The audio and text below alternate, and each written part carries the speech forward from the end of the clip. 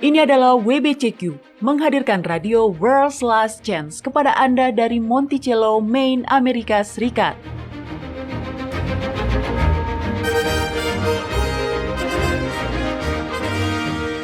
Kerinduan hati dari setiap orang Kristen selama 2000 tahun adalah melihat Sang Juru Selamat kembali dan mendirikan sebuah kerajaan kekal di atas bumi. Peristiwa-peristiwa yang terjadi di dunia mengungkap bahwa hal itu akan segera terjadi. Tetaplah bersama kami untuk belajar cara Anda dapat bersiap secara rohani menghadapi peristiwa-peristiwa akhir zaman. Radio WLC mempersiapkan orang untuk hidup dalam kerajaan Yahwa di bumi yang akan ditegakkan saat Kristus kembali. Seorang penulis Amerika bernama Michael Crichton pernah berkata, "Jika Anda tidak tahu sejarah, maka Anda tidak tahu apa-apa. Anda adalah daun yang tidak tahu bahwa dirinya adalah bagian dari sebuah pohon." Masalahnya, bagaimana jika sejarah yang diajarkan kepada Anda adalah tidak benar atau menyesatkan? Halo dan selamat bergabung para pendengar, saya Mario Nugraha dan Anda sedang mendengarkan Radio WLC. Hari ini, Doni Alexander akan berbagi dengan kita beberapa sejarah di balik salah satu doktrin paling terkenal dalam kekristenan, dan itu adalah doktrin Trinitas. Doni? Ya, terima kasih Mario. Ya, doktrin Trinitas adalah salah satu doktrin yang paling banyak diterima dalam teologi Kristen. Bahkan Trinitas diyakini sebagai dasar iman Kristen. Ensiklopedia Katolik bahkan menyebutnya sebagai doktrin sentral agama Kristen. Dan sebagian besar denominasi menerimanya. Faktanya, hanya segelintir denominasi Protestan yang menyangkal keberadaan ketuhanan Tritunggal, seperti Mormon, Saksi Yehova, denominasi Unitarian, Christian Science. Iya, itu juga. Dan mereka semua dinyatakan sebagai sekte oleh denominasi arus utama yang lain. Itu benar, saya selalu mendengar mereka mencela seperti itu, Don. Tapi bagaimana jika kita salah, Mario? Bagaimana jika asal-usul doktrin Trinitas bukanlah kitab suci, tetapi sumber lain? Apakah itu akan mengubah keyakinan Anda pada gagasan tentang ketuhanan 3 dalam 1? Saya pikir sebagian besar dari kita akan bergantung pada sumber lain itu dan bergantung pada apakah Anda dapat membuktikannya atau tidak. Iya, cukup adil. Tapi penting untuk memverifikasi keyakinan kita karena apa yang kita pikir sebagai kebenaran ternyata tidak selalu benar. Misalnya, coba beritahu saya, fakta apa yang bisa Anda berikan kepada saya? Tembok besar Cina? Nah, itu di Cina. Itu dibangun sebagai benteng atau perlindungan dari para penjajah. Sebagian besar dari tembok yang kita lihat hari ini dibangun oleh dinasti Ming. Ada fakta yang lain, Mario? Itu adalah satu-satunya objek buatan manusia yang bisa kita lihat dari luar angkasa, Doni. Nah, itu jawaban yang saya cari. Saya pikir sebagian besar dari kita telah diajari hal itu, tapi itu tidak benar. Jadi, dari mana ide itu berasal? Ya, mungkin informasi itu disampaikan pertama kali untuk mencoba menyampaikan ukuran tembok besar itu, yang benar-benar berukuran raksasa. Namun, dari angkasa terendah, pada ketinggian setelah 180 mil ke atas, tembok besar itu bukanlah satu-satunya hal yang dapat dilihat. Juga bukan yang paling mudah dilihat. Anda dapat melihat jalan raya, bandara, jembatan, bendungan. Dan ketika Anda naik lebih tinggi lagi, maka Anda sudah tidak akan dapat melihatnya lagi dengan mata telanjang. Bahkan melalui foto pun Anda sudah tidak bisa melihatnya. Itu hanya dapat terlihat dari citra radar. Menarik. Ada mitos umum lainnya, seperti gagasan bahwa anjing itu buta warna. Jadi bagi anjing, warna hanya terlihat hitam dan putih. Atau jika Anda menyentuh bayi burung, maka induknya akan menolaknya karena induknya bisa mencium bau Anda di anaknya itu. Mario, semua ini adalah mitos yang terkenal, tapi itu tidak benar. Oke, saya ingat pernah membaca sebuah pernyataan yang terkait dengan ini. Saya tidak ingat di mana saya membacanya, tapi saya selalu teringat dengan kata-kata ini, Doni. Bunyinya seperti ini. Fakta bahwa doktrin-doktrin tertentu telah diterima sebagai kebenaran selama bertahun-tahun, bukanlah bukti bahwa doktrin-doktrin kita itu tidak bisa salah. Usia tidak akan membuat kesalahan menjadi kebenaran, dan kebenaran mampu menjadi adil. Tidak ada doktrin yang benar yang akan kehilangan apapun melalui penyelidikan. Ya, begitulah bunyi perkataan itu, Doni. Itu sangat baik, dan itu benar. Jadi walaupun kita semua telah dibesarkan untuk percaya pada ketuhanan Tritunggal, walaupun doktrin itu telah ada selama lebih dari 1000 tahun, walaupun doktrin itu telah menjadi pusat atau doktrin dasar kekristenan modern, itu tidak berarti bahwa doktrin itu sudah sesuai dengan kitab suci. Baiklah, lalu dari mana asalnya, Doni? Nah, kita tidak bisa memastikan bahwa sumbernya hanya dari satu tempat, Mario. Secara umum, doktrin Trinitas berasal dari agama berhala kuno. Tetapi itu sudah berubah dari waktu ke waktu dan diambil dari sejumlah sumber para penyembah berhala yang berbeda. Oke, nah sebelum kita membahas perihal ini lebih dalam, saya ingin meluangkan waktu sejenak untuk berbagi dengan para pendengar kita satu bagian dari kitab suci yang mungkin teringat di benak mereka bahkan saat kita sedang berbicara, Doni. Tentu, lanjutkan Mario. Oke, singkat saja. Saya ingin berbicara tentang kitab 1 Yohanes pasal 5 ayat 7 dan 8. Faktanya, ketika Anda pertama kali berbagi dengan saya bahwa doktrin Trinitas tidak berdasarkan Alkitab, pikiran pertama saya adalah, apa maksud Anda itu tidak berdasarkan Alkitab? Bagaimana dengan kitab 1 Yohanes 5 ayat 7 dan 8? Sejujurnya itu juga yang pertama saya pikirkan, Mario. Tunggu dulu. Saya baca dulu dengan cepat agar para pendengar kita tahu apa yang sedang kita bicarakan. Oke. Nah, di sini dikatakan, sebab ada 3 yang memberi kesaksian di dalam sorga, Bapa, Firman dan Roh Kudus, dan ketiganya adalah satu. Dan ada 3 yang memberi kesaksian di bumi, roh dan air dan darah, dan ketiganya adalah satu. Begitu ayatnya para pendengar, dan ayat ini terdengar seperti mengajarkan Trinitas, ya kan? Iya benar, jadi itulah sebabnya sebelum kita melangkah lebih jauh, saya ingin memperjelas bahwa ayat-ayat ini sebenarnya bukan bagian dari surat asli Rasul Yohanes. Seorang sarjana perjanjian baru yang terhormat bernama Bart Ehrman dalam tulisannya berkata, doktrin tentang Trinitas ini tampaknya bukan doktrin yang diucapkan oleh Yesus, Paulus, atau penulis Kristen lainnya selama kira-kira 100 tahun pertama kekristenan. Trinitas tidak dapat ditemukan secara tegas dinyatakan dalam tulisan-tulisan Kristen paling awal. Itu betul. Satu-satunya bagian dari perjanjian baru yang menyatakan doktrin ini, kitab 1 Yohanes pasal 5 ayat 7 dan 8, pada awalnya bukan bagian dari teks, tetapi ditambahkan secara cerdik di kemudian hari oleh para ahli kitab. Ayat-ayat itu tidak ditemukan dalam manuskrip Yunani manapun sebelum abad ke-11. Jadi ya, ayat-ayat ini tidak ada dalam manuskrip yang paling kuno. Ayat itu barulah ditambahkan di kemudian hari. Dan inilah masalahnya. Para sarjana Alkitab mengetahui fakta ini. Mereka selalu tahu. Kitalah orang awam yang tulus yang belum tahu. Edmund Fortman adalah seorang sarjana Yesuit yang menulis sebuah buku yang berjudul The Triune God. Nah, ini dia kutipannya Mario. Tolong bacakan bagian yang sudah saya tandai. Oke, di sini dikatakan, Perjanjian Lama tidak memberitahu kita secara tegas, tidak juga mengandung implikasi yang seharusnya ada dari Allah Tritunggal yang terdiri dari Bapa, Anak, dan Roh Kudus. Tidak ada bukti bahwa para penulis suci mengindikasikan keberadaan Trinitas dalam ketuhanan. Bahkan untuk melihat dalam Perjanjian Lama, saran atau bayangan atau tanda-tanda terselubung dari pribadi yang Trinitas adalah melampaui kata-kata dan maksud dari para penulis suci. Para penulis Perjanjian Baru tidak memberi kita doktrin Trinitas yang formal atau dirumuskan. Dimanapun, kita tidak menemukan doktrin Trinitas tentang 3 subjek berbeda dari kehidupan dan aktivitas ilahi dalam ketuhanan yang sama. Wow, sungguh sebuah pernyataan yang gamblang, Doni. Iya, begitulah Mario. Nah, poin utama yang ingin saya benar-benar perjelas sebelum kita melanjutkan topik ini adalah bahwa doktrin ketuhanan Tritunggal tidak hanya tidak ditemukan dalam kitab suci, tetapi juga adalah fakta bahwa para pemimpin agama dan para sarjana Alkitab mengetahui hal ini. Walaupun sangat mungkin Anda pernah mendengar khotbah tentang Trinitas, tapi orang-orang yang mengetahui Alkitab mereka tahu bahwa doktrin ini tidak ditemukan dalam firman Yahwa. Oke, mari kita baca beberapa kutipan lagi. Ini dari buku Ensiklopedia Katolik tulisan Harvard Collins. Baiklah, dia berkata, hari ini, para sarjana umumnya setuju bahwa tidak ada doktrin Trinitas seperti itu, baik dalam Perjanjian Lama maupun Perjanjian Baru. Adalah jauh melampaui maksud dan bentuk pemikiran Perjanjian Lama untuk menganggap bahwa doktrin Kristen akhir abad ke-4 atau abad ke-13 dapat ditemukan di sana. Demikian juga Perjanjian Baru tidak secara jelas mengandung doktrin Tritunggal. Martin Luther, pemimpin reformasi Protestan Jerman, mengatakan, memang benar bahwa nama Tritunggal tidak ditemukan dimanapun dalam kitab suci, tetapi telah dikandung dan dibuat oleh manusia. Anda lihat Mario? Dia mengatakan bahwa doktrin Trinitas itu telah dikandung dan dibuat oleh manusia. Itu luar biasa. Mendiang Charles Ryrie adalah seorang sarjana Alkitab dan teolog Amerika. Dia adalah seorang profesor dan dekan studi doktoral di Seminari Teologi di Dallas. Dalam bukunya Basic Theology, dia membuat pengakuan yang sangat jitu. Nah, ini adalah kutipan dari bukunya. Tolong bacakan Mario, ini dari halaman 89. Oke, dia berkata, banyak doktrin yang diterima oleh kaum Injili yang mereka pikir ada di dalam kitab suci, padahal sama sekali tidak ada ayat buktinya. Doktrin Trinitas memberikan contoh terbaik tentang hal ini. Adalah adil untuk mengatakan bahwa Alkitab tidak secara jelas mengajarkan doktrin Trinitas.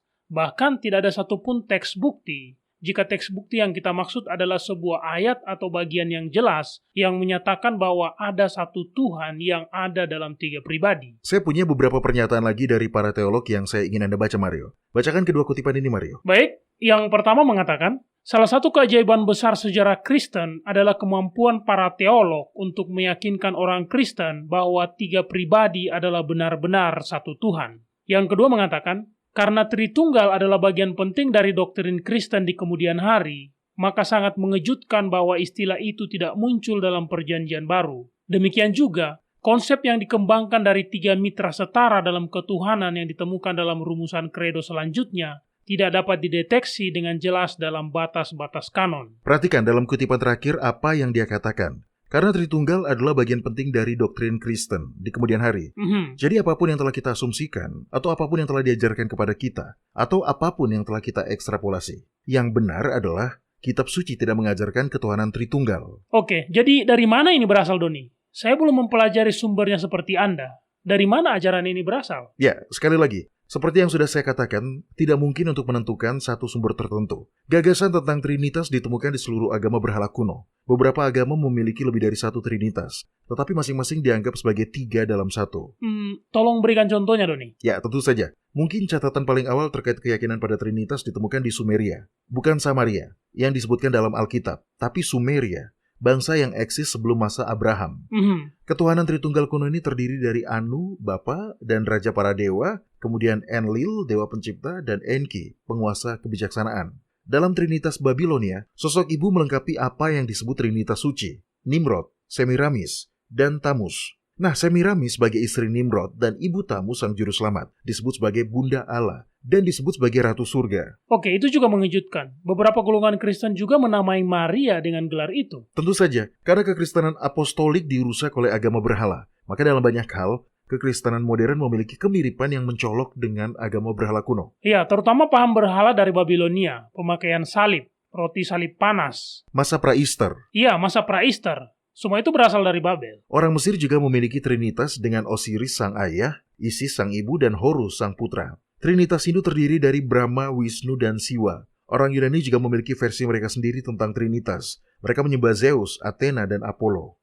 Orang Yunani menyembah banyak dewa, Doni. Iya benar, seperti yang dilakukan oleh orang-orang Mesir, Hindu, Babilonia, dan lain-lain. Namun yang penting tentang Zeus, Athena, dan Apollo adalah bahwa orang-orang Yunani mengklaim ketiganya dalam kondisi tertentu adalah satu. Jadi Mario, Anda bisa melihat bahwa konsep ketuhanan 3 dalam 1 ini sudah lama ada.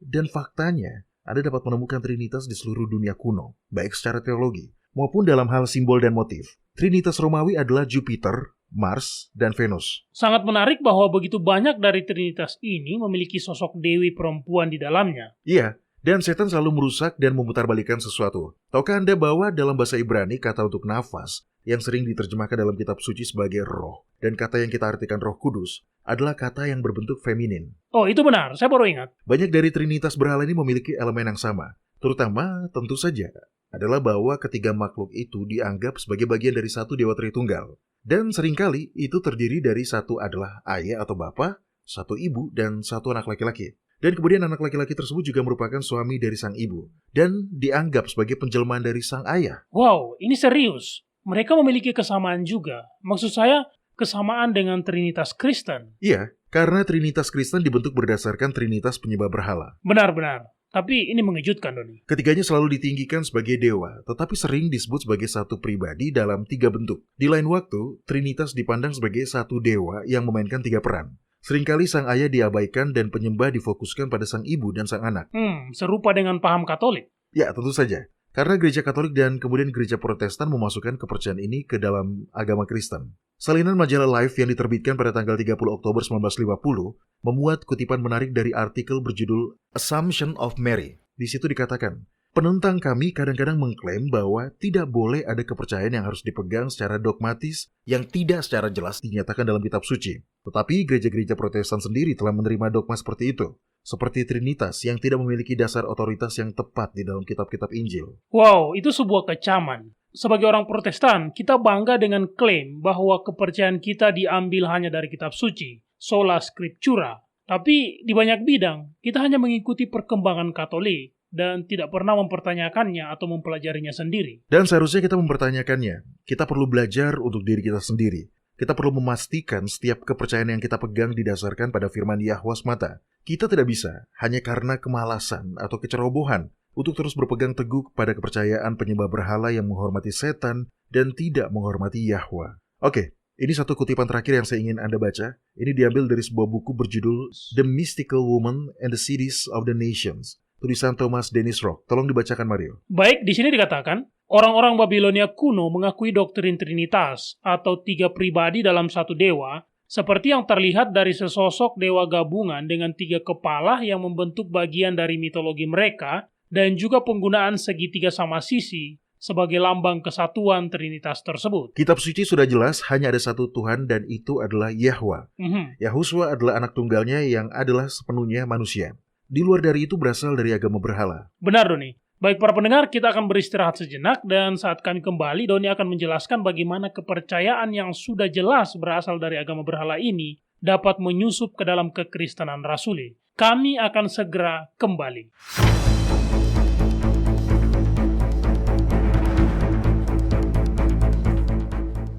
Anda mendengarkan radio World's Last Chance di WBCQ yang mengudara pada gelombang 31 meter di frekuensi 9330 kHz. Radio World's Last Chance mempersiapkan orang untuk menyambut Sang Juru Selamat yang segera kembali.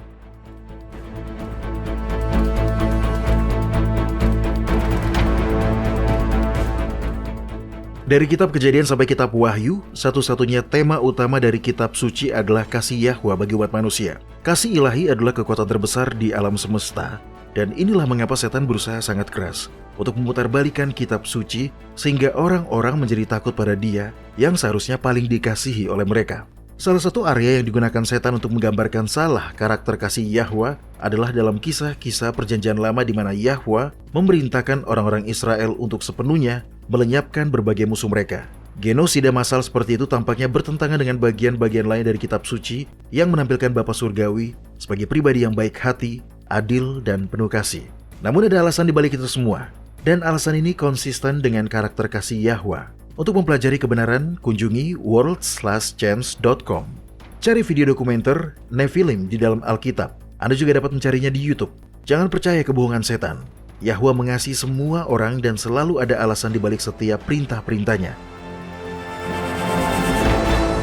Baik Doni, saat rehat tadi saya membaca beberapa kutipan yang telah Anda cetak. Salah satunya dari tulisan HarperCollins yang berjudul Bible Dictionary. Di sini dikatakan, doktrin resmi Tritunggal seperti yang didefinisikan oleh konsili-konsili gereja besar pada abad keempat dan kelima tidak ditemukan dalam kitab-kitab perjanjian baru. Begitulah pernyataannya, Doni. Jadi saya kira pertanyaan saya adalah, bagaimana kepercayaan ini masuk menjadi bagian dari iman Kristen? Kutipan yang Anda bagikan di segmen terakhir kita tadi adalah juga sangat membuka mata. Untuk diri saya sendiri, ketika saya mempelajari subjek ini, saya membuka kamus Alkitab dan mencari setiap penggunaan kata roh atau Roh Kudus dalam Alkitab, dan semua kata-kata itu mengacu pada kata nafas Yahwa, nafas kita. Begitulah. Jadi bagaimana bisa dari fakta itu kita masih bisa tampil dan menghasilkan pribadi ketiga dari Trinitas Kristen? Satu kata, Helenisasi. Dalam buku The American Journal of Theology, volume 13, Dr. George Gilbert menerbitkan sebuah artikel menarik berjudul Helenisasi Yahudi antara tahun 334 sebelum Masehi hingga tahun 70 Masehi. Dalam artikelnya tersebut, dia menyatakan bahwa setelah penaklukan Alexander Agung, dampak peradaban Yunani yang terjadi pada orang-orang Yahudi menjadikan periode itu menjadi sangat penting dan hampir menyamai periode para nabi-nabi besar, atau sama seperti periode Musa di masa-masa awal pembentukan bangsa Ibrani. Wow, itu pernyataan yang cukup gamblang, Doni. Iya, dan ini terjadi sebelum kitab-kitab perjanjian baru ditulis. Jadi meskipun Roma telah menaklukkan Yunani, filsafat Yunani masih sangat mempengaruhi budaya, pendidikan, dan pola pikir pada zaman itu. Nah, ada juga seorang profesor bernama Shirley Guthrie. Dia adalah profesor teologi di Seminari Teologi Columbia. Dia mungkin paling dikenal dengan bukunya yang ini, yang berjudul Christian Doctrine. Oke Mario, tolong buka halaman 76 dan bacakan bagian yang sudah ditandai di bagian bawah halaman itu. Oke, dia mengatakan, Alkitab tidak mengajarkan doktrin Trinitas. Baik kata Trinitas itu sendiri maupun bahasa seperti 1 dalam 3, 3 dalam 1, 1 esensi atau substansi, dan 3 pribadi. Itu bukanlah bahasa Alkitabiah. Bahasa doktrin yang menjadi bahasa gereja zaman dulu ini berasal dari filsafat Yunani klasik. Jadi saya penasaran, Doni, bagaimana filsafat Yunani bertransisi masuk ke dalam kekristenan? Apakah karena orang-orang Kristen Yahudi mula-mula telah mengenal filsafat Yunani? Tidak semuanya. Ingat, doktrin ini masuk setelah 100 tahun atau lebih setelah Kristus, dan ketika doktrin ini masuk, itu masuk melalui orang-orang yang berasal dari garis keturunan penyembah berhala, bukan melalui para petobat dari agama Yahudi. Quintus Tertullianus, lebih dikenal sebagai Tertullianus, adalah seorang penulis Kristen awal yang sangat produktif dari Kartago. Ia lahir pada pertengahan abad kedua Masehi.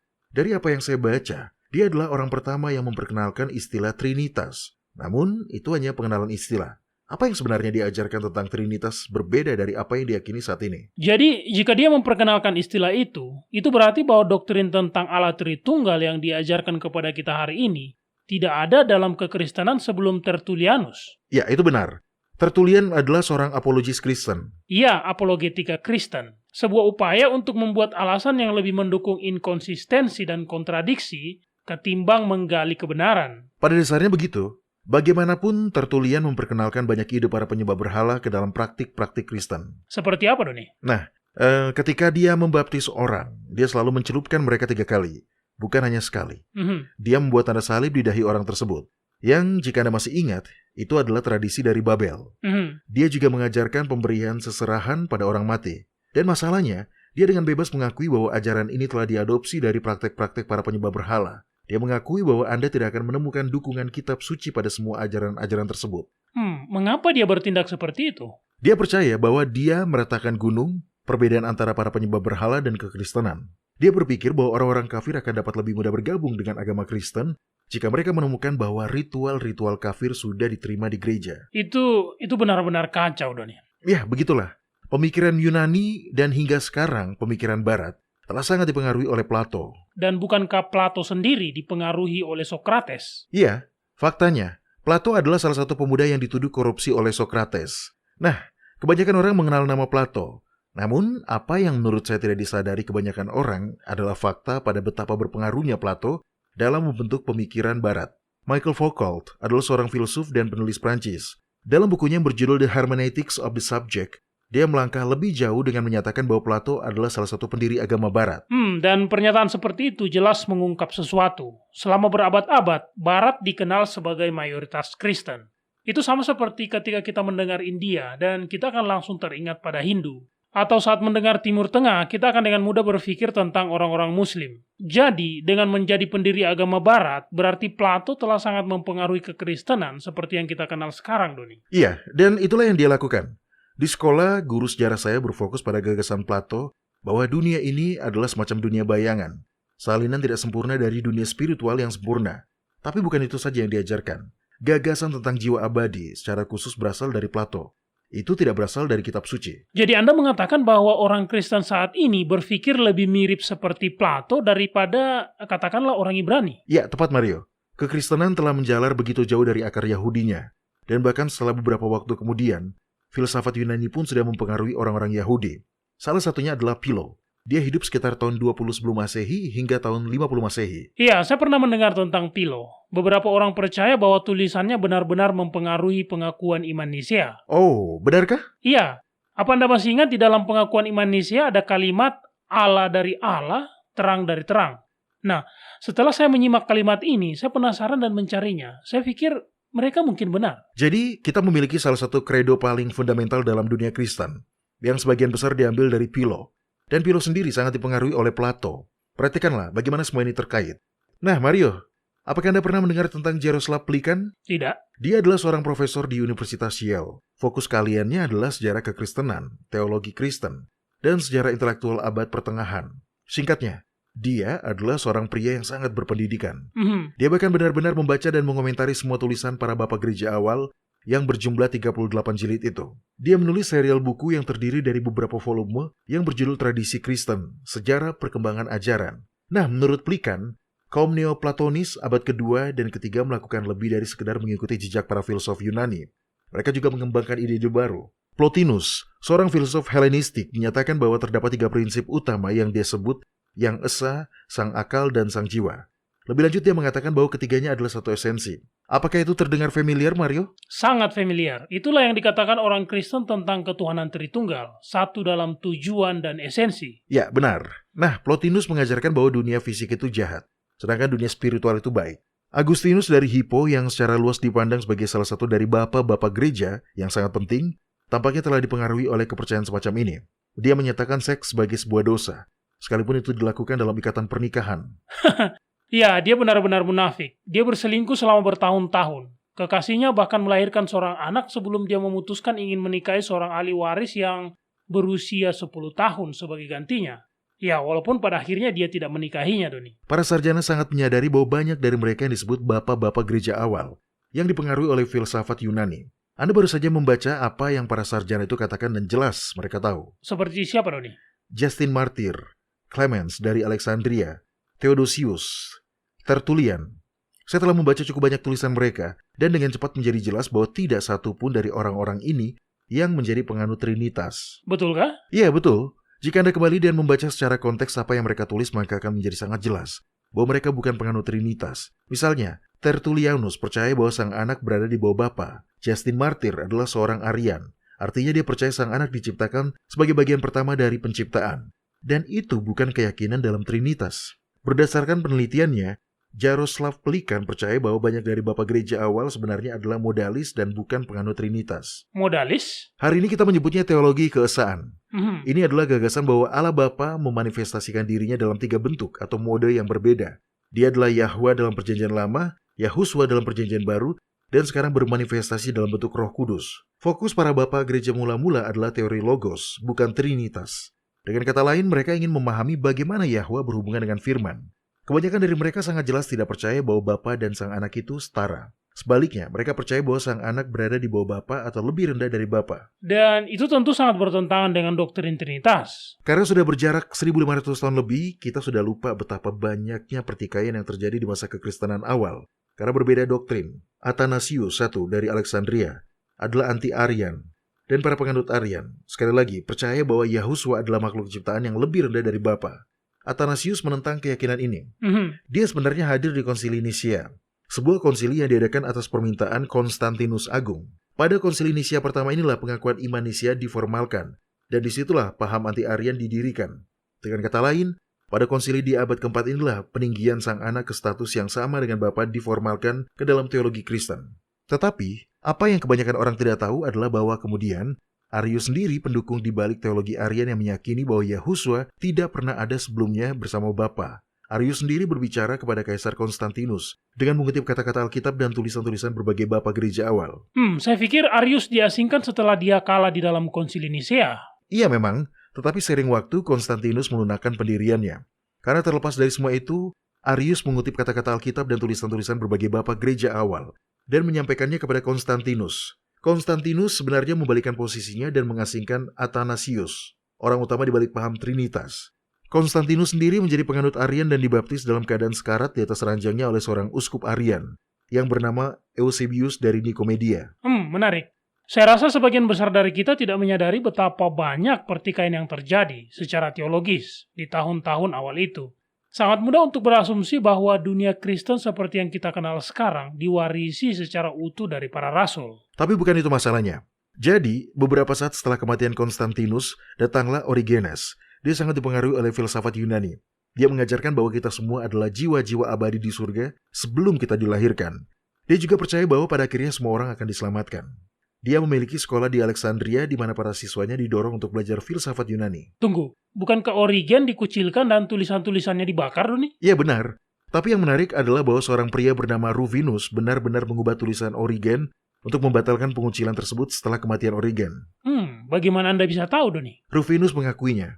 Namun lebih dari itu, kutipan karya-karya Origen versi Rufinus tidak sepadan dengan penggalan-penggalan tulisan Origen yang masih kita miliki. Masalahnya, kekristenan apostolik berjuang sampai mati melawan serangan filsafat para penyembah berhala. Mereka terus mengadakan konsili-konsili gereja di mana mereka terus memperdebatkan modalisme atau teologi keesaan, Arianisme, Unitarianisme, adopsionisme, dosentisme, dan banyak lagi. Ya, mereka benar-benar ada di mana-mana, ya kan? Oh iya, ingat. Ketika Konstantinus pertama kali melegalkan kekristenan, kemudian diduga berpindah agama, itu karena alasan politik. Dia menginginkan sebuah kerajaan yang bersatu. Tapi bagaimana dia bisa menyatukan kerajaannya jika agama yang dia ingin gunakan untuk menyatukannya tidak bisa sejalan? Ya itu akan lumayan sulit. Jadi saat itulah mereka mulai mengadakan semua konsili-konsili gereja itu. Sementara Arius mengklaim bahwa sang anak adalah ciptaan. Athanasius meninggikan sang anak ke status yang sama atau selevel dengan Bapa. Dan orang-orang beraliran semi-Arians di timur berkhotbah bahwa sang anak dilahirkan dan tidak memiliki praeksistensi yang kekal. Oke, jadi memang telah terjadi kekacauan dan itu terjadi dari sejak awal. Iya dan tidak. Ini adalah sebuah masalah tingkatan. 1700 tahun yang lalu tampaknya cukup awal bagi kita. Tapi itu masih 300 tahun penuh setelah Kristus. Itu adalah periode waktu yang panjang bagi filsafat Platonis untuk menerobos masuk. Pada titik ini, kebanyakan orang Kristen bukan berasal dari garis keturunan Yahudi. Konstantinus mengadakan konsili Nisia karena sejumlah alasan. Beberapa di antaranya telah kita bahas di program sebelumnya. Benar. Salah satu hal yang mereka lakukan dalam konsili itu adalah melarang penggunaan kalender Alkitab untuk menentukan hari Paskah dan sebaliknya memberlakukan Easter, sebuah Paskah kafir. Ya, itu salah satu kontroversinya. Tapi itu bukan satu-satunya. Mereka juga ingin menentukan sifat alami yang sebenarnya dari sang anak. Apakah dia ilahi? Apakah dia makhluk yang diciptakan? Apakah dia dilahirkan dan tidak ilahi? Jadi pada dasarnya teologi tersebut diputuskan berdasarkan suara terbanyak. Iya, begitulah. Meskipun itu membuat beberapa orang harus mengalami pengasingan. Beberapa sumber mengklaim bahkan ada beberapa orang yang juga terbunuh. Ya, mereka orang-orang suci yang sejati. Ya kan, Doni? Iya, dan pada akhirnya diputuskan dipilih dengan suara terbanyak bahwa Yahusua bukan hanya memiliki esensi yang mirip dengan Yahwa, tetapi pada kenyataannya dia memiliki esensi yang sama dan telah dinyatakan dipilih dengan suara terbanyak juga, bahwa paham Arian tidak ortodoks. Hanya ada sekitar 3 orang yang tetap berpegang teguh pada hati nurani mereka dan memilih menentang konsili, dan mereka pun segera diasingkan. Oke, jadi dengan mengatakan Yahusua memiliki esensi yang sama, mereka meninggikan dia ke tingkat yang sama dengan Bapa sendiri. Iya, benar. Mereka memiliki Allah Bapa, sekarang mereka memiliki Allah Anak. Lantas, bagaimana dengan Allah Roh Kudus? Itu sebenarnya tidak diputuskan sampai beberapa dekade kemudian pada tahun 381 Masehi. Namun, hal yang tidak akan pernah Anda dengar dari penganut Tritunggal adalah bahwa perdebatan tentang sifat alamiah Kristus berlanjut lama setelah konsili Nisia. Kaisar Konstantin dan anak-anaknya beralih ke pandangan Arian. Kemudian sekitar 20 tahun setelah kematian Konstantinus, Konsili Sirmium ketiga benar-benar menyatakan paham Arian sebagai sebuah kebenaran. Ya, saya yakin itu berjalan dengan baik. Seperti sebuah balon timah. Disitulah kita mendapatkan kebangkitan para bapak-bapak Kapadokia, Basil Agung, Gregorius dari Nisa, dan Gregorius dari Nazianzus. Mereka berjuang untuk mendukung doktrin Trinitas. Yang menarik adalah bahwa Basil Agung dan Gregorius dari Nisa sebenarnya bersaudara. Ayah mereka adalah Basil Tua. Dia sangat dipengaruhi oleh filsafat Yunani, dan juga membentuk pemikiran anak-anaknya dengan filosofi yang sama. Basil Agung kemudian menulis sebuah dokumen tentang Roh Kudus di mana ia menampilkannya sebagai pribadi ketiga dari ketuhanan Tritunggal. Dia mengklaim bahwa Roh Kudus adalah pribadi yang setara dan abadi. Pemikirannya ini mempengaruhi konsili Konstantinopel pada tahun 381 Masehi. Jadi saat itulah kekristenan akhirnya mendapatkan ketuhanan Tritunggal. Iya benar, disitulah para penganut Tritunggal menang. Ketuhanan 3 dalam 1 pun kemudian dijadikan doktrin wajib. Tetapi itu terjadi 350 tahun setelah Kristus. Dan itu karena mereka semua adalah pembaca filsafat Yunani. Maksud saya, bapak-bapak Kapadokia, mereka ingin menjelaskan bagaimana 3 pribadi dengan pikiran dan kehendak yang berbeda dapat menjadi satu Tuhan dan bukan 3. Jadi bagaimana mereka menyelesaikannya, Doni? Iya, mereka tidak pernah benar-benar sampai pada sebuah kesimpulan. Mereka bermain-main dengan 3 prinsip Plotinus tentang yang esa, sang akal, dan sang jiwa dari esensi yang sama. Tetapi pada akhirnya mereka harus mengakui bahwa mereka tidak dapat secara logis membuat 3 pribadi menjadi satu. Iya, Anda harus mengakui, itu adalah doktrin yang agak membingungkan. Itu bahkan disebut dalam agama Kristen sebagai sebuah misteri. Karena itu, Anda akan mendengar anjuran seperti, jangan terlalu banyak bertanya, terima saja tanpa memahaminya karena itu adalah sebuah misteri. Hal yang perlu diingat adalah bahwa semua kepercayaan yang membingungkan ini datang ketika gereja menjauh dari kekristenan rasuli, yang murni dan masuk ke dalam paham agama berhala. Oke, kitab 1 Korintus pasal 14 ayat 33 mengatakan, sebab Yahwa bukanlah pembuat kekacauan, tetapi damai sejahtera. Ya, sangat tepat Mario. Doktrin ketuhanan 3 dalam 1 bukanlah sebuah misteri. Itu adalah sebuah kebodohan. Dan itu berasal dari filsafat para penyembah berhala, bukan dari kitab suci. Iya, dan adalah selalu penting untuk memastikan keyakinan kita didasarkan pada kitab suci, bukan dari sumber lain. Jangan kemana-mana para pendengar, ketika kami kembali, kami akan menjawab pertanyaan yang masuk ke kotak surat harian kita. Tetaplah di sini.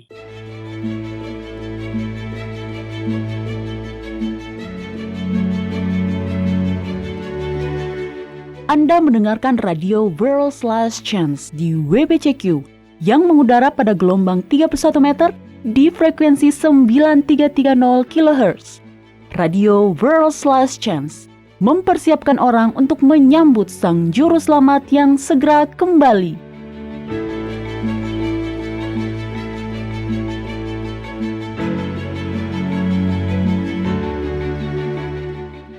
Salah satu pengalaman paling menyakitkan yang bisa dialami siapapun dalam hidup adalah kematian orang yang dikasihi. Pikiran untuk tidak pernah melihatnya lagi, ketakutan bahwa mungkin dia mengawasi setiap hal yang Anda lakukan, keyakinan bahwa siapapun yang tidak langsung pergi ke surga pasti terbakar di api neraka, telah menyiksa dan menakuti banyak orang percaya. Kitab 1 Yohanes 4 ayat 16 mengatakan, Yahwa adalah kasih dan barang siapa tetap berada di dalam kasih, ia tetap berada di dalam Yahwa dan Yahwa di dalam dia. Yahwa adalah kasih, itulah esensi inti dari keberadaannya. Dan itu tidak berubah hanya karena seseorang meninggal atau bahkan ketika seseorang yang meninggal itu bukanlah orang percaya. Karakter Yahwa tetap sama. Dalam kitab Maliaki pasal 3 ayat 6, Bapa menyatakan, bahwasannya aku, Yahwa, tidak berubah, dan kamu, Bani Yakub, tidak akan lenyap. Jika Anda ingin tahu apa yang dikatakan kitab suci tentang kematian, kunjungi situs web kami.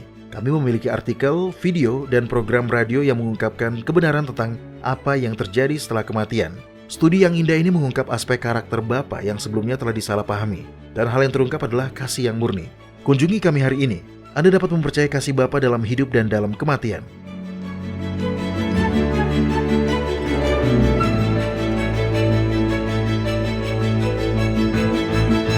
Hey, saya rasa ini adalah pertama kalinya kita menerima pertanyaan di kotak surat harian kita dari... Oke, mari kita lihat apakah Anda bisa menebaknya, Doni. Anda bertekad untuk menambah pengetahuan saya tentang geografi, ya kan Mario? Pertanyaan kita hari ini datang dari sebuah negara yang memiliki 30 bahasa berbeda dan merupakan rumah bagi gurun tertua di dunia. Negara apa yang memiliki gurun Sahara? Saya tidak mengatakan gurun terbesar di dunia, saya mengatakan gurun tertua di dunia. Nah, akhirnya saya menyerah, Mario. Saya tidak punya petunjuk. Namibia. Gurun Namib diyakini sebagai gurun tertua di dunia dan negara ini memiliki 30 bahasa yang berbeda, Doni. Ya, itu menarik. Saya baru tahu sekarang. Jadi pertanyaan apa yang kita miliki hari ini dari Namibia? Oke, ini adalah sebuah pertanyaan yang jawabannya akan berguna bagi kita semua. Moses dari Walvis Bay menulis, Salam saudara-saudara dalam nama Tuhan dan Juru Selamat kita yang luar biasa, Yahushua. Saya dan istri saya baru-baru ini diberkati untuk menjadi orang tua untuk pertama kalinya. Kami ingin membesarkan anak kami untuk Yahwa. Apakah ada prinsip-prinsip Alkitab yang harus kita ingat saat kita membesarkan anak kita untuk Yahwa? Pertanyaan yang bagus.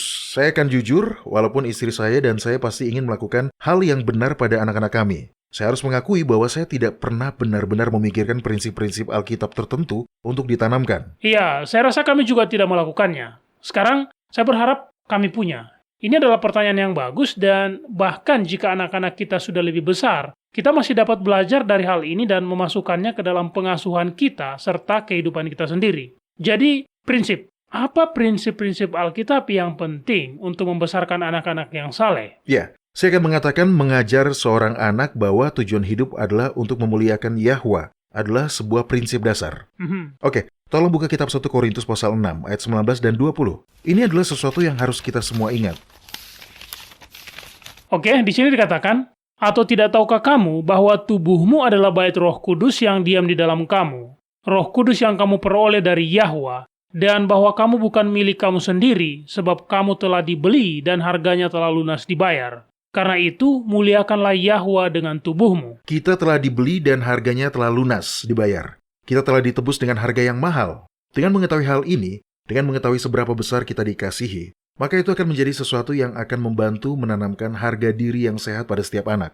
Bukan kesombongan, tetapi harga diri yang sehat yang mengarah pada kasih kepada Yahwa. Ya, kita banyak mengasihi karena kita telah banyak diampuni. Iya, benar. Sekarang buka kitab 1 Timotius, pasal 3. Di sini, Paulus berbicara tentang karakteristik yang harus dimiliki seseorang yang ingin menjadi pemimpin di gereja. Tetapi karakteristik contoh ini harus berlaku untuk semua orang yang percaya. Sudah dapat, Mario? Ya. Oke, kitab 1 Timotius pasal 3 ayat 1-7. Benarlah perkataan ini. Orang yang menghendaki jabatan penilik jemaat menginginkan pekerjaan yang indah. Karena itu, penilik jemaat haruslah seorang yang tak bercacat, suami dari satu istri, dapat menahan diri, bijaksana, sopan, suka memberi tumpangan, cakap mengajar orang, bukan peminum, bukan pemarah, melainkan peramah, pendamai, bukan hamba uang, seorang kepala keluarga yang baik, disegani dan dihormati oleh anak-anaknya. Jikalau seorang tidak tahu mengepalai keluarganya sendiri, bagaimanakah ia dapat mengurus jemaat Yahwa?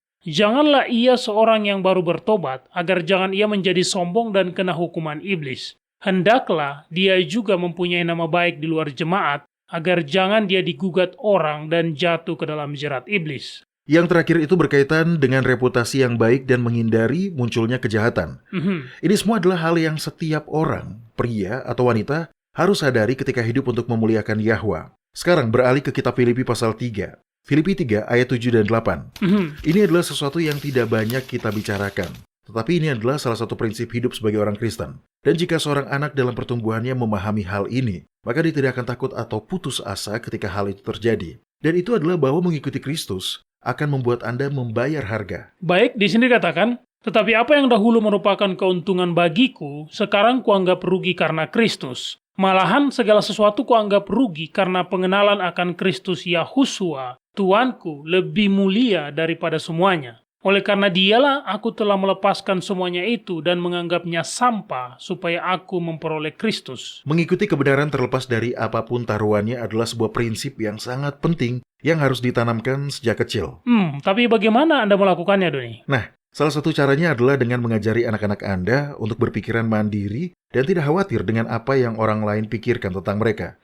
Jika Anda membesarkan anak-anak Anda untuk khawatir tentang apa yang dipikirkan orang lain, bagaimana mereka akan memiliki keberanian untuk berdiri sendiri demi kebenaran ketika seluruh dunia bersatu melawannya? Membesarkan anak agar tidak takut dengan pendapat orang lain adalah salah satu hadiah terbesar yang dapat Anda berikan kepada anak-anak Anda. Ya, itu poin yang bagus. Jelas, Daniel dan ketiga orang tua dari sahabatnya telah menanamkan kualitas itu dalam diri mereka. Begitulah cara mereka bisa tetap setia bahkan saat mereka dihakimi oleh orang-orang kafir. Dan itu dimulai dari saat mereka meminta makanan sederhana dan sehat yang biasa mereka makan di rumah. Mereka tahu mereka tidak akan bisa menjaga pikiran mereka tetap jernih jika mereka menuruti selera mereka. Sekali lagi, itu adalah prinsip yang diajarkan kepada mereka sebagai anak oleh orang tua mereka. Nah, ada prinsip lain yang saya pelajari dari istri saya. Ini adalah salah satu yang sangat kuat, dan itu adalah jika Anda menemukan kesalahan, tetaplah menjadi baik. Anak-anak belajar dari contoh. Jika Anda bersikap keras dan tidak mau mengampuni mereka, mereka kemungkinan tidak akan mempercayai Anda saat Anda memberitahu mereka bahwa Bapa Surgawi mereka adalah Bapa yang pengasih dan pemaaf. Ya, itu poin yang bagus. Maksud saya, sebagai orang tua, kita semua membuat kesalahan, tetapi kita perlu ingat bahwa orang tua seperti apa kita bagi anak-anak kita akan menentukan bagaimana mereka membayangkan keberadaan Yahwa. Jika kita keras, kaku, tidak bisa didekati, begitulah mereka akan memandang Yahwa. Dan jika kita sabar dan pemaaf dengan anak-anak kita ketika mereka gagal, maka mereka akan melihat Yahwa sebagai sosok yang sabar dan pemaaf. Ya, dan prinsip yang saya yakin sangat penting adalah mengajar anak-anak untuk selalu membawa masalah dan perjuangan mereka kepada Tuhan, bahkan sejak usia dini. Kitab Filipi pasal 4 ayat 13 mengatakan, segala perkara dapat kutanggung di dalam Dia yang memberi kekuatan kepadaku. Sungguh, itu adalah sebuah cara yang bagus untuk memperkuat iman seorang anak, dengan mengajari mereka hal seperti itu, Doni. Ya, itu benar. Dua hal lagi. Pertama, ajari anak Anda untuk selalu menjaga sikap bersyukur. Kitab 1 Tesalonika pasal 5 ayat 18. Mengucap syukurlah dalam segala hal, sebab itulah yang dikehendaki Yahwa di dalam Kristus Yahusua bagi kamu. Ya, karena ketika kita menjaga sikap bersyukur, iman kita akan dikuatkan dan kita akan melihat peluang-peluang yang akan kita lewatkan jika kita fokus pada hal-hal negatif. Terakhir, ajari anak Anda untuk membedakan antara tradisi buatan manusia dan kehendak Yahwa. Oh, itu bagus. Begitu banyak orang yang sangat tulus membebani diri mereka sendiri dengan semua definisi kebenaran buatan manusia, dan berfokus pada aturan dan peraturan buatan manusia membuat kita tidak lagi memandang Yahwa, melainkan sesama kita manusia. Dan itu benar-benar akan menjadi beban, tetapi permintaan Yahwa sangat sederhana dan mudah. Oke, tolong buka kitab Mika pasal 6 ayat 8 untuk kita, Mario. Oke, saya tidak perlu mencarinya, Doni. Saya sudah menghafalnya. Ayat itu berkata, hai manusia, telah diberitahukan kepadamu apa yang baik, dan apakah yang dituntut Yahwa daripadamu selain berlaku adil, mencintai kesetiaan, dan hidup dengan rendah hati di hadapan Elohmu? Sangat sederhana, sangat jelas. Tidak ada aturan dan tradisi buatan manusia. Ini juga sejalan dengan apa yang Yahusua katakan dalam kitab Lukas pasal 10 ayat 27, di mana dia berkata, kasihilah Yahwa, Elohmu, dengan segenap hatimu dan dengan segenap jiwamu, dan dengan segenap kekuatanmu, dan dengan segenap akal budimu, dan kasihilah sesamamu manusia seperti dirimu sendiri. Ini adalah prinsip-prinsip yang akan membantu anak-anak Anda di sepanjang hidup mereka untuk tetap setia dan memuliakan Bapa mereka yang ada di surga. Oke, sepertinya kita masih punya waktu untuk 2 pertanyaan lain. Oke. Erika dari Vancouver di Kanada ingin tahu apakah kita hadir di media sosial. Iya, ada. Anda dapat menemukan kami di Facebook dengan nama World's Last Chance Indonesia. Anda juga dapat mengikuti kami di Twitter. Kami men-tweet artikel terbaru yang kami rilis dan juga berbagai peristiwa di dunia yang terkait dengan pemenuhan nubuatan di hari-hari terakhir ini. Berbagi tweet adalah cara yang bagus untuk berbagi pemikiran yang dengan cepat mengarahkan pikiran orang ke hal-hal yang bernilai abadi. Baiklah, 1 pertanyaan terakhir. Kirk dari Linz, Austria menulis, apakah ada kualitas khusus yang kita sebagai orang percaya harus fokuskan secara khusus jika kita ingin berhasil menjadi pemenang? Sebenarnya, iya, ada.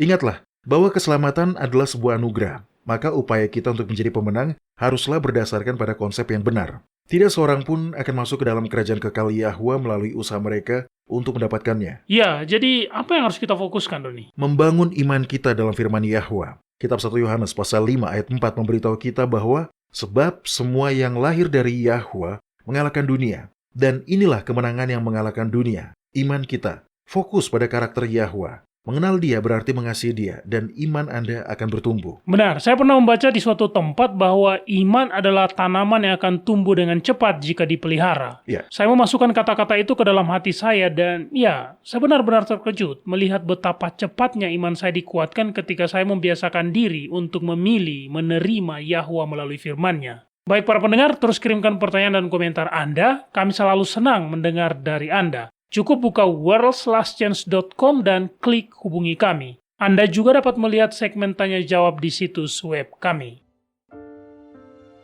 Anda menyukai apa yang Anda dengar? Kunjungi situs kami di worldslastchance.com untuk mendengarkan episode-episode lain dari program radio kami. Radio World's Last Chance mempersiapkan orang untuk menyambut Sang Juru Selamat yang segera kembali.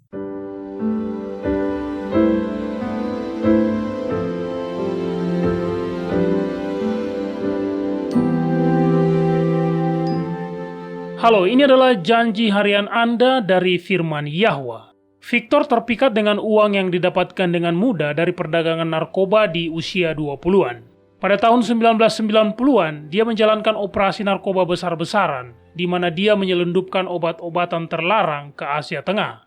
Namun, pada tahun 1996, kerajaan narkobanya runtuh ketika pihak berwenang menangkapnya dengan barang bukti sebanyak 4 kg heroin.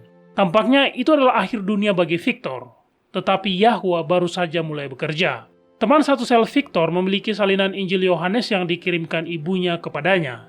Dia menawarkan untuk meminjamkannya kepada Victor. Awalnya, Victor tidak tertarik.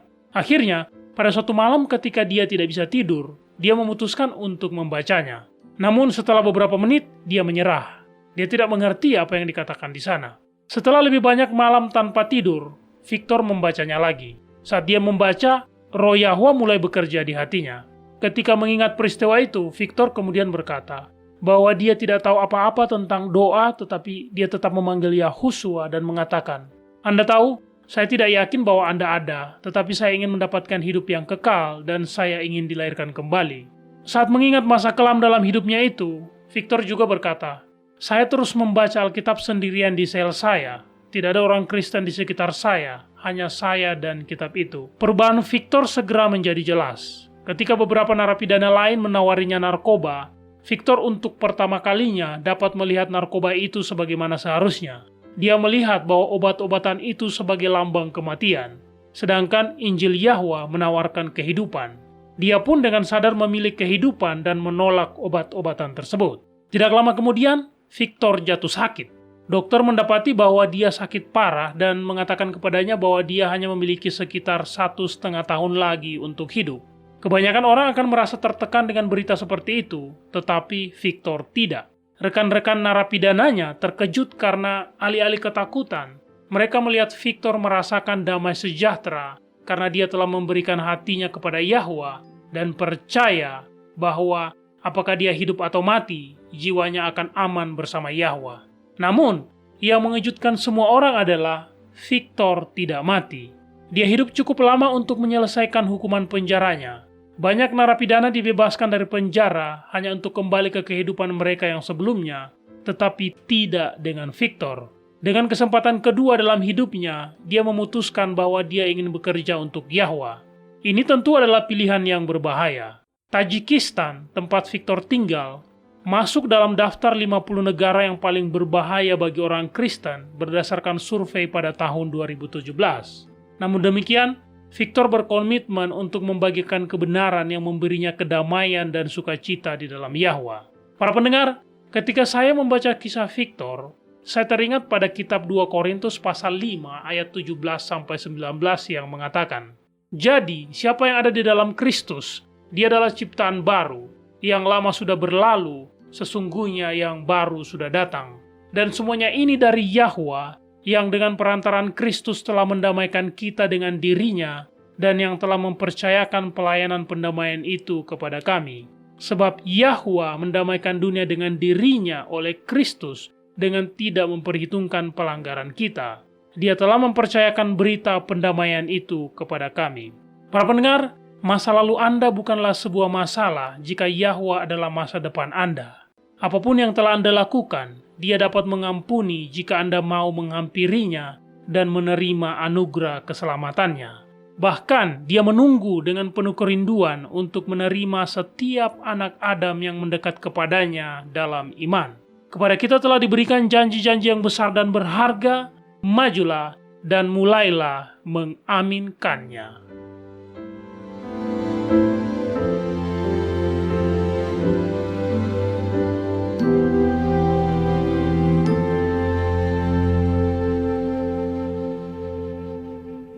World's Last Chance berdedikasi untuk mempersiapkan orang menyambut Sang Juru Selamat yang segera kembali.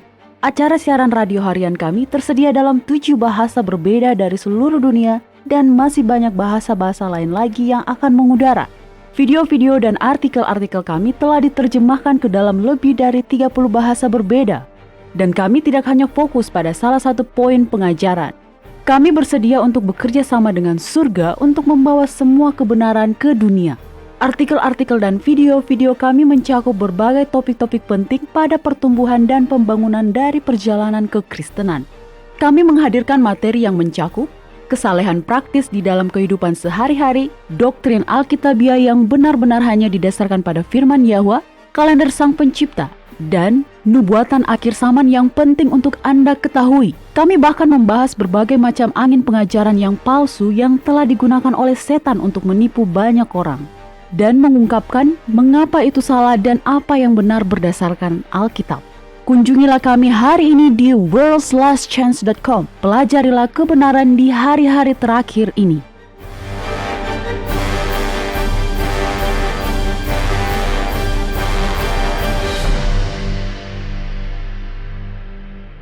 Jadi saya punya pertanyaan untuk Anda, Doni. Oke. Menurut Anda apa tujuan di balik ajaran sesat ketuhanan 3 dalam 1 yang luar biasa ini? Maksud saya, bagi sebuah doktrin yang didasarkan pada agama berhala, untuk diterima sebagai dogma Kristen yang fundamental, itu sangat luar biasa. Saya tahu setan ingin orang-orang tersesat, tapi dia tidak bodoh. Apa yang setan coba capai dengan mempromosikan doktrin seperti itu? Anda akan berpikir betapa anehnya hal ini. Kontradiksi diri yang nyata sudah cukup untuk membangunkan orang-orang untuk melihat kebodohan dari keyakinan ini. Tetapi keyakinan ini sudah hampir setua kekristenan itu sendiri. Itu pertanyaan yang sangat dalam, Mario. Sebenarnya ada beberapa alasan di baliknya. Kita tidak punya waktu untuk membahas semuanya. Mungkin di sebuah episode berikutnya, kita bisa membahasnya. Oke. Tapi satu alasan berkaitan dengan Trinitas kafir yang kita sudah diskusikan. Dalam kebanyakan Trinitas, kita selalu menemukan terdapat satu ayah, satu ibu, dan satu anak. Yang menarik adalah bahwa ketika mereka mulai sebagai Trinitas, seringkali sang ayah muncul untuk kemudian disingkirkan. Dia tidak disebutkan. Sang ibu dan sang anak disembah sendiri. Pada akhirnya, itulah yang dilakukan oleh ajaran sesat yang mengerikan ini. Anda dapat melihatnya dalam kekristenan. Ya, itu benar. Kita bisa melihatnya. Saya ingat sebagai seorang anak, saya selalu diajarkan untuk berdoa kepada Yesus. Kita bernyanyi tentang Yesus, tentang Dia yang menjadi sahabat anak-anak kecil. Kemudian Dia adalah sahabat orang berdosa. Kita menyanyikan kasih-Nya, kebaikannya, kelahirannya, kematiannya, kepulangannya, dan seterusnya dan seterusnya. Tapi Bapa, yang teringat hanya guntur dan kilat, ketakutan, dan penghakiman. Di hadapan tata Yahwa yang mengerikan. Ya, Dan untuk Katolik Roma dan Gereja Ortodoks, mereka memiliki Maria. Mereka bahkan berdoa kepada Maria dan bukan kepada Bapa. Pada intinya, Trinitas mengalihkan perhatian dari Yahwa dan pengorbanannya yang sangat nyata di Kalvari. Perhatian yang dialihkan itu ditempatkan pada sang anak atau sang ibu. Dan tentu saja, kita mengasihinya. Kita merasa lebih dekat dengan sang anak dan merasa bahwa dia mengasihi kita, karena bagaimanapun dia telah menderita dan mati bagi kita untuk menenangkan Tuhan yang marah. Ya kan? ya, itulah pesan yang tersampaikan. Iya, alasannya sederhana. Dan itu sangat efektif. Fenomena ini dapat terlihat bahwa rasa syukur membangkitkan kasih di dalam hati. Saat kasih dan perhatian lembut Bapa bagi kita terlihat dan dikenali, hati kita yang keras karena dosa akan dilunakkan. Kita merasa bersyukur. Ini pada gilirannya mengilhami iman yang lebih besar dan lebih banyak kasih. Tetapi ketika semua fokus tertuju pada sang anak, apa yang terjadi? Kita mulai melihat Bapa sebagai Tuhan yang jauh dan pemarah, yang harus ditenangkan. Dengan cara yang sangat nyata, Trinitas mengalihkan perhatian dari Yahwa. Tetapi dengan melakukan itu juga mengalihkan penyembahan dari Yahwa. Dengan membagi satu Tuhan menjadi 3, setan dapat mengalihkan fokus ke anak Tuhan yang adalah sepenuhnya manusia. Yahuswa tidak berdosa. Iya, tapi dia sepenuhnya adalah manusia. Jadi, itu menjadi seperti penyembahan berhala. Iya, benar. Penyembahan berhala yang menyamar dalam bentuk penundukan yang sejati. Terlepas dari apa yang mereka katakan, orang Kristen saat ini, setidaknya orang Kristen penganut Trinitas, bukanlah monoteis. Monoteisme sejati berarti Anda menyembah Yahwa saja. Anda tidak menyembah anak manusia atau ibunya. Anda menyembah Yahwa saja, hanya dia. Dengan kata lain, seluruh subjek ini jauh lebih besar daripada yang saya pikir sebagian besar orang Kristen sadari. Seperti yang telah kita katakan sebelumnya di episode yang lalu, pertempuran terakhir adalah tentang penyembahan atau peribadatan, karena siapa yang Anda patuhi mengungkapkan siapa yang Anda sembah. Dan siapa yang Anda sembah mengungkapkan Tuhan atau dewa mana yang menjadi pemerintah tertinggi dalam jiwa Anda. Ini penting karena ketika seluruh dunia bersatu melawan kebenaran, apakah Anda akan memiliki keberanian untuk membela kebenaran dan hanya kebenaran saja? Satu-satunya cara agar kita mampu melakukannya adalah jika hati kita tersembunyi bersama Kristus di dalam Yahwa. Semua tipu daya dan jebakan setan dirancang untuk membuat jiwa-jiwa menjauh dari Yahwa. Dan doktrin sesat tentang Trinitas ini pun sama saja. Terima kasih Doni. Ini adalah sebuah diskusi yang sangat mencerahkan. Seruan saya kepada para pendengar kita hanyalah ini. Tolong, pelajari ini sendiri. Kami telah mengatakannya sebelumnya dan saya akan mengatakannya lagi. Doni dan saya, seluruh tim WLC, kami tidak berharap Anda langsung menerima kata-kata kami. Pelajarilah itu. Pelajarilah kitab suci, pelajarilah sejarah perkembangan pemikiran Barat dan agama Barat. Kebenaran terlalu penting untuk dipertaruhkan. Kita perlu mengetahui kebenaran, karena kebenaran akan memerdekakan kita. Para pendengar, bergabunglah bersama kami kembali besok. Sampai jumpa, dan ingatlah, Yahwa mengasihi Anda, dan Dia aman untuk dipercaya.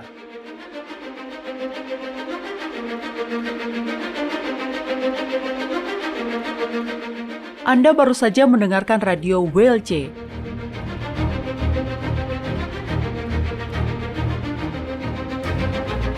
World's Last Chance berkomitmen untuk memberitakan Injil Kerajaan Yahwa kepada dunia.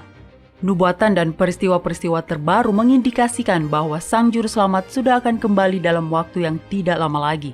Orang-orang kudus kemudian akan diberikan hidup yang kekal dan Kerajaan Yahwa akan ditegakkan di sini, di bumi ini.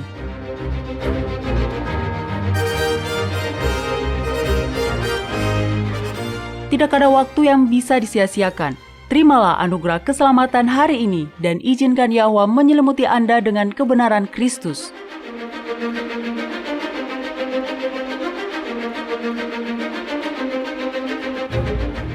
Program ini serta episode radio WLC yang lain tersedia di worldslastchance.com.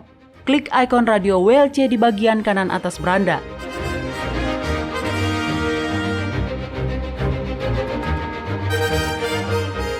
Bergabunglah kembali bersama kami besok untuk menerima berbagai pesan kebenaran lain di WBCQ yang mengudara pada gelombang 31 meter di frekuensi 9330 kHz.